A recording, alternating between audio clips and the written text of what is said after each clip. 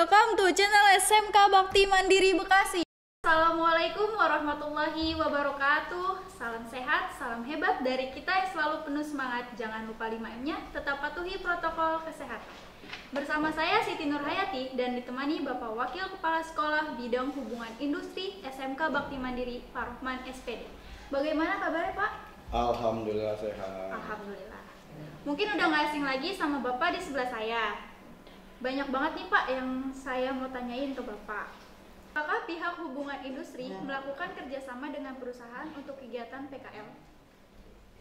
Alhamdulillah sampai saat ini untuk hubungan industri berjalan dengan baik, dan pada saat pandemi seperti ini juga kita masih menjalin kerjasama, dan untuk MOU sangat banyak untuk kegiatan PKL dari SMK Bina Mandiri dan pihak dunia usaha dan dunia industri atau perusahaan.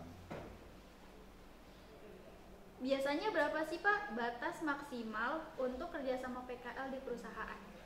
Kalau untuk kerjasama dengan perusahaan itu tidak ada maksimalnya, tapi setiap sekolahan pasti berbeda-beda, dan untuk SMK Bakti Mandiri dan Bina Mandiri ini itu kita bekerjasama dengan banyak perusahaan di kawasan industri Pulau Gadung, kawasan industri Jababeka, dan juga sampai kita ke negara tetangga yaitu Malaysia, Taiwan, dan Jepang. Itu yang kita laksanakan sampai saat ini dan masih berjalan.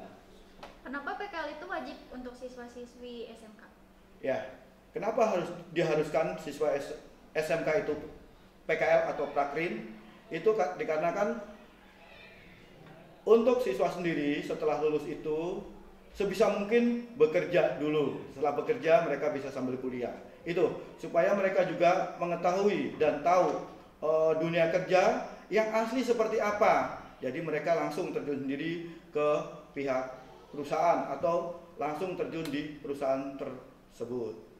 Untuk tahapannya yang dilalui siswa-siswi sebelum PKL itu apa aja? Untuk tahapannya yang pertama pasti mereka karena PKL di SMK Bina Mandiri ini dilaksanakan tingkat 11 dan ada di semester ganjil dan semester genap. Tahapannya pasti yang pasti pertama adalah nilai mereka sudah selesai atau sudah tuntas. Jadi nanti tidak ada beban lagi pada saat mereka PKL. Yang kedua nanti ada pembekalannya itu sendiri, pembekalan PKL. Nanti PKL itu seperti apa dan bagaimana tata caranya. Itu dilaksanakan pada saat pembekalan PKL tersebut. Yang pertama adalah mereka membuat surat permohonan PKL yang disetujui oleh wali kelas, kepala kompetensi keahlian atau kaprok, kemudian guru BPK atau kesiswaan, serta nanti saya sendiri selaku wakil kepala sekolah bidang Hubin. Nah, setelah itu mereka diberikan surat untuk tujuannya ke perusahaan tersebut. Mereka menuju kemana atau PKL di mana, kita buatkan seperti itu. Setelah itu mereka mendapat panggilan dari perusahaan tersebut, baru mereka kembali ke sekolah, mereka baru PKL. Dan di sini PKL itu sendiri tadi sudah disampaikan jelas diwajibkan, ya. Kita beri kesempatan mereka untuk mencari tempat terlebih dahulu mereka selama 1 minggu. Nah, setelah 1 minggu mereka tidak mendapatkan, biasanya SMK Bina Mandiri 1 minggu sudah 80% yang mendapatkannya. Kemudian yang 20% itu yang belum mendapatkan kembali ke sekolah, kita kasih rekomendasi. Rekomendasi kemana anak tersebut akan PKL, di perusahaan mana anak tersebut akan PKL. Itu. Oh, untuk perubahannya itu sebelum pandemi atau sesudah pandemi itu ada bedanya nggak? Ada, sangat banyak bedanya. Kalau pada saat pandemi kita PKL-nya ya pertama kita buat berbagai jenis PKL-nya. Kita pertama ada yang namanya observasi yang diperkenankan oleh pihak bengkel atau perusahaan, mungkin hanya mereka datang 1 minggu 1 kali ya untuk yang pandemi itu.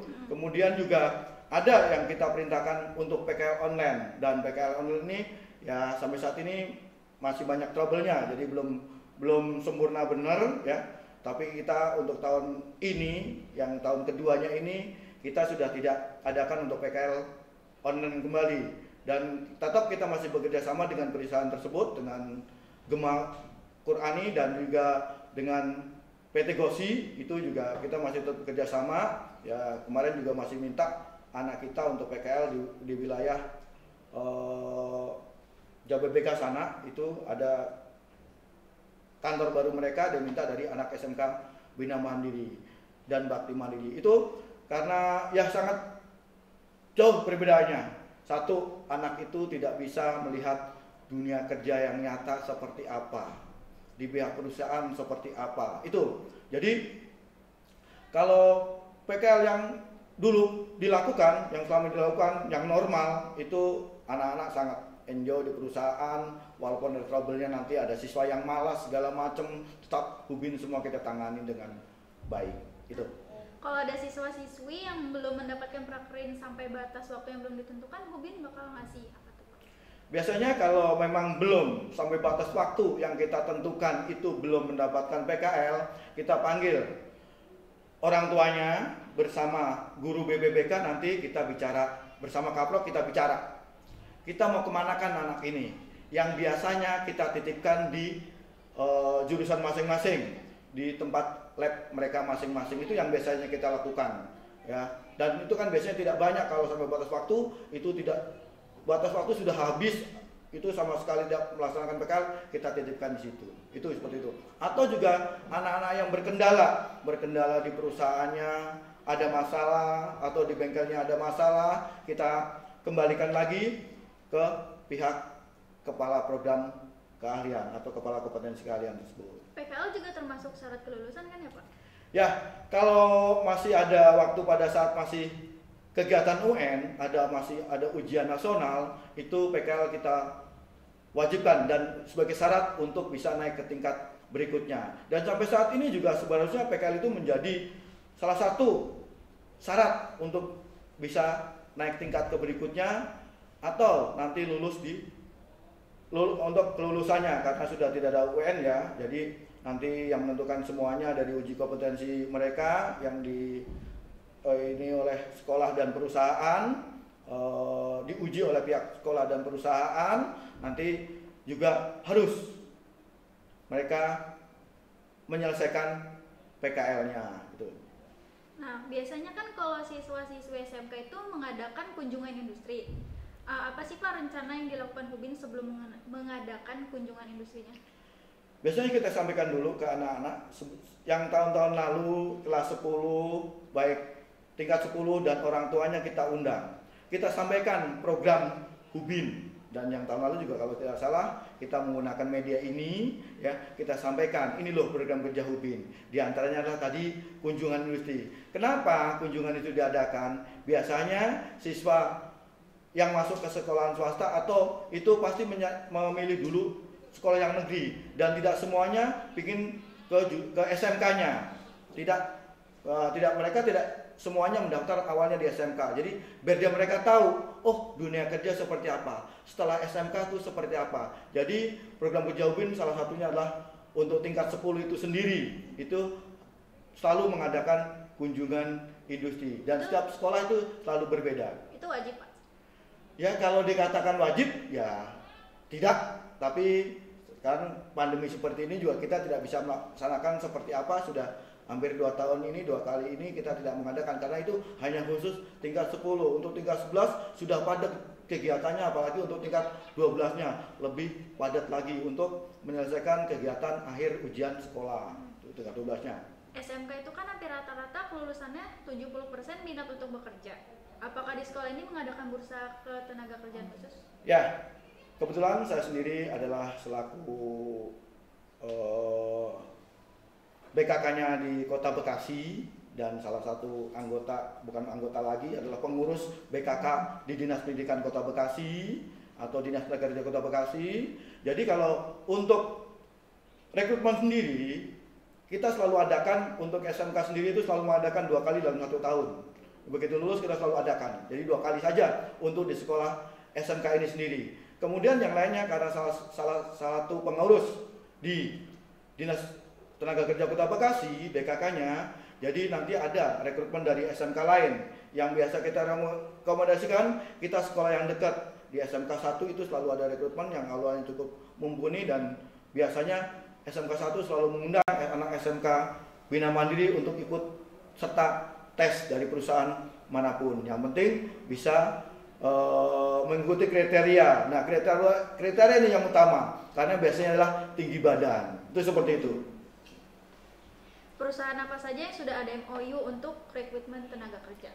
Yang biasa kita jalankan ya, karena kita contohnya dari TBSM sendiri itu bekerjasama dengan AHM, ya itu ya selalu dengan AHM. Kemudian TKR kita juga bekerjasama dengan PT Yutaka, itu yang selalu siap merekrut anak-anak SMK Bina, dan banyak yang lainnya. Itu seperti itu.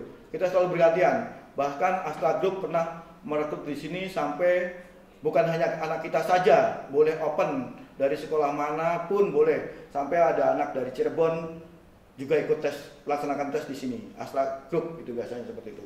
Untuk rekrutmen itu sendiri diprioritaskan untuk siswa kita sendiri atau dari luar juga? Tadi sudah sampaikan bahwasanya kalau untuk kita ada 2 kali, itu biasanya hanya untuk siswa SMK Bina Mandiri dan Bakti Mandiri saja. Kalau open nanti ada lagi, mungkin yang ketiga atau yang keberapa itu pasti ada kegiatan rekrutmen open dari sekolah mana aja dan diperbolehkan dari perusahaan tersebut. Kadang-kadang juga perusahaan mintanya, Pak, saya minta hanya 120 orang saja ya, sesuai dengan aula Bapak, dan khusus alumni SMK Bina Mandiri atau Bakti Mandiri sesuai dengan kriterianya, tinggi badannya sekian. Itu seperti itu yang kita lakukan dan kita laksanakan.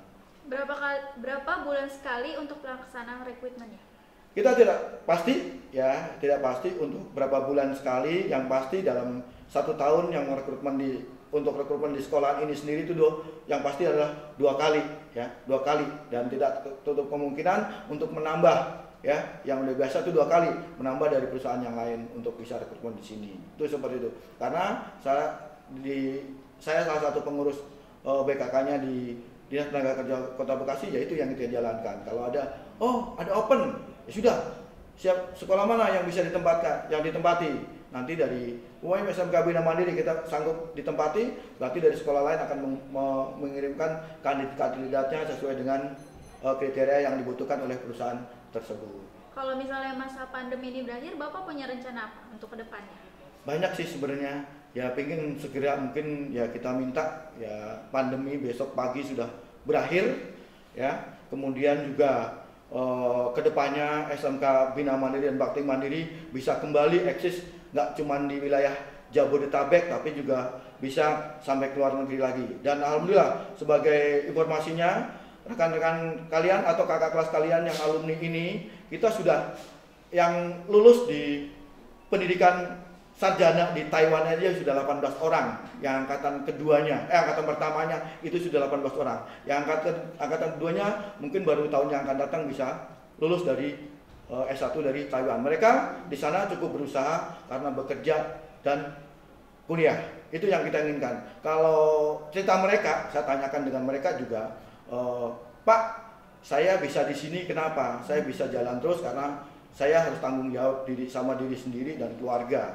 Dan mereka juga sampai saat ini mereka bisa kok kuliah di sana tidak murah, karena hanya 2 tahun mereka mendapatkan beasiswa, yang tahun berikutnya per semester hampir 30 juta mereka bisa bayar.